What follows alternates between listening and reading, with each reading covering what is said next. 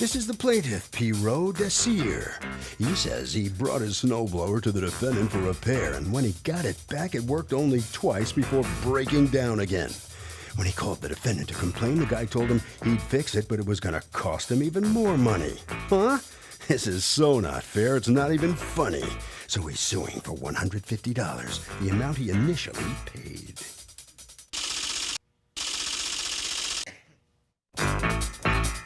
This is the defendant, John Milani. He says the snowblower is very old and hadn't been used for 2 years when he was hired to tune it up. The plaintiff stiffed him on some of the money he owed him for the first repair and then wanted additional work done for free. That makes absolutely no sense, and he thinks it won't make much sense to the judge either. He's accused of blowing a repair.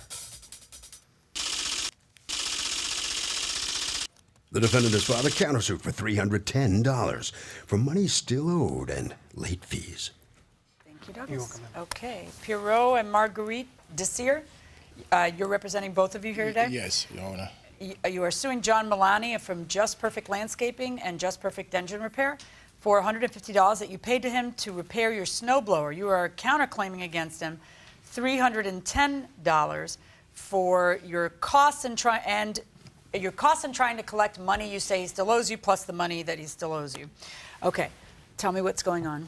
Your Honor, on December 16, 2010, Mr. John Milani picked up the snowblower. He gave me an estimate of $150 without knowing what was wrong with the snowblower. Okay, but did he tell you, it doesn't matter what's wrong with it, it's going to be $150? That's what he said, yes. Okay, And so he takes it in, and then what happens? He left the house with the snowblower. I didn't hear anything from him. So I called him several times during the 2 weeks period and to get an update on the snowblower, and he still didn't say anything to me what was wrong with the snowblower. Okay. Now, on the 5th of January, he called me on the phone. He said, Mr. Desir, I'm on my way to drop the snowblower. And when he came to my home with the snowblower, he gave me a bill for $265. I said, what's up with that? I said, no, I'm not going to pay $265. We had a verbal agreement for $150. If there is any additional charge, you should contact me. You didn't give me a chance to make a decision whether or not I want to fix the snowblower. And we had an argument for like 15 minutes. Finally, he said, Pierre, I'm gonna leave you the snowblower. Did you agree that you'd pay the rest of it? At that point, I didn't have no choice because I want to use the snowblower. I said to him, so you agree, because you feel you have no choice, that yes. you will pay how much? The excess of $115 if everything goes fine with the snowblower. What excess? Up to $115 he charged me.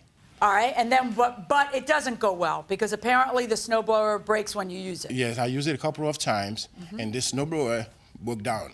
And I called him on the phone to see what he can do, and he asked me for the additional $150 plus extra costs. 115. 115 plus extra costs. Okay. And I said no. Okay. Because he broke the verbal agreement, and I lost. So did you get it fixed by somebody else? No, Your Honor. I called 2 places. They want $160 extra to fix it. Okay. And finally I said, no, I'm not going to spend no more than. Mr. Milani, talk to me. Yes, Your Honor. I did repair the snowblower. Mr. Perot had called me and asked if the snowblower was ready. It was before there was when you picked it up, did you tell him it would be $150? I told him I could not tell what was wrong with the snowblower because you could not turn it over because the pull cord was broke. So I did not know what was wrong with the snowblower. Did you quote the number 150? What I did tell him was that a normal snowblower usually has carburetor problems, and a tune-up, with the tune-up and fixing the pull cord and the flat tire it had, would run approximately $150. But I says, I can't tell what it is. I mean, I'm good, but I can't tell. I know, but so then before you repair it and indebt somebody to $265, which is a lot more than $150, don't you call your customers and say, hey, listen, there's more wrong with it? What was wrong with it? Right. Let me answer the first question. We did have a discussion, and I told him that that the machine had no spark, meaning that it was not a carburetor problem, it was an electrical problem, and you probably need a coil. And I told him that the cost was going to be $265. He asked what the additional $115 was for, and I told him that it was for putting new coil points and contacts in. And he said he did not have he only had $150. He didn't have the $265, and I told him I could not deliver it unless he paid me in full. Well, there was another storm coming. He begged me to bring it. I said, I will bring it if you can pay me the balance within 30 days. He said that he would pay me the balance in 30 days. That's the only reason why I loaded it in my truck and brought it over to his house. Okay. So then you bring it to him, and before the 30 days, though, something goes wrong. I called him 3 times, left 3 messages. I finally called on a Sunday, seeing if I could get him at home. February 6th, when he did answer the phone, and told me at that point the snowblower was broken, he wasn't going to pay me. Okay. After using the machine for 3 different snowstorms. That's correct. He says in the 4th snowstorm it didn't work. So does the repair shop have a duty to call the customer back and say, hey, this is worse than we thought? Absolutely it does. Yeah, they need to call before they do any further repairs because it's just wrong to not do that. Okay, fair enough. Going inside the courtroom. What evidence do you have that the snowblower is broken? See, your whole case hinges on this. Because if you're lying about that, then you have no business not fulfilling your part of the bargain. This is a contract, okay? You got the snowblower back for one reason. You agreed to pay the rest of it within 30 days. You don't want to do it because the thing broke, prove it. Because if I think you're lying and you don't prove it, if it's just your flapping gums in here, then you don't win. Your Honor, I'm not lying about it. Oh, they all say that, though. I'm not lying. No, they all say that. My whole day is taken up like that. Your Honor, What's my day look like, Douglas? I called, one after another. Okay, so now prove it. I called Rental Depot, Your Honor, to explain them what happened. They said it might be it's gonna be the carburetor, but the snowblower is so heavy. I don't have any way to bring the snowblower to Rental Depot. Plus, there's $160 Rental Depot said they're gonna charge me. And Your Honor, if I have to come back here to prove the snowblower is broken, I can bring him to my house, and I have to come back here to prove myself. I will do it. No, because let me introduce you. If I have to. I'm the lady wearing the black dress because I'm a judge, because we're in the middle of the trial now. Now's Okay. when I need you to prove the things you're saying. You have a counterclaim against him for $310. The $310 is for the 115, but somehow you've managed to balloon it into 310. Why don't you tell? I'm not even going to try to explain that. I'm going to let you explain that. Okay, it's not ballooning. No? No. No? My time is valuable.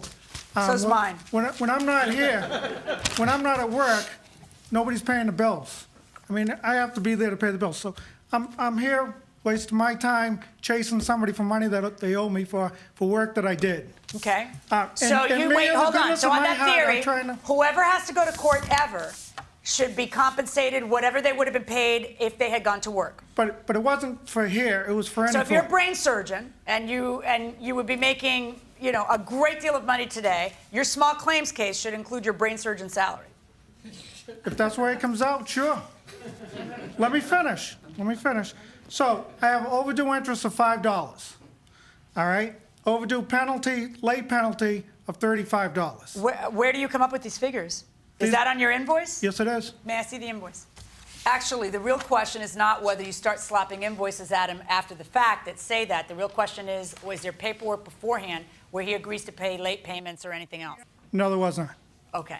So $5 in interest, late payment penalties, time compensation is your salary, and or what you feel you have lost in having to respond to this, and then the remaining money owed, $115. Well, here's where we are, folks.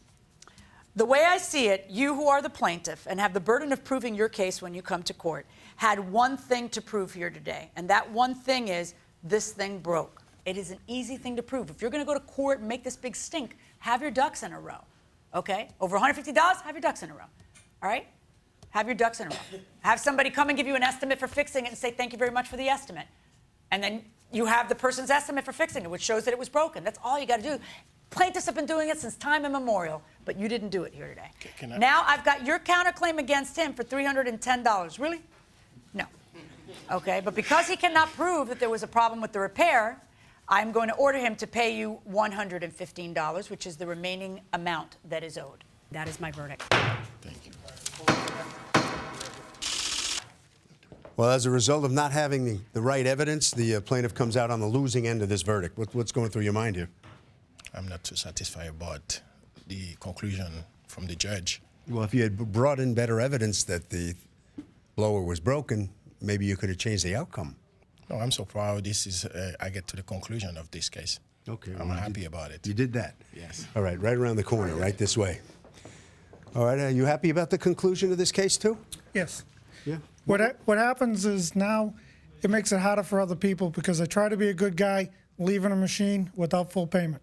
Now be a little bit more upfront saying, I need all my money before I leave the machine. All right, that's not a bad idea. What do you mean it'll make it harder for other people? Because when they don't have it to give you, they're going to have to wait. Okay, Harvey. You got to have more than a theory in a case like that. You got to have an expert.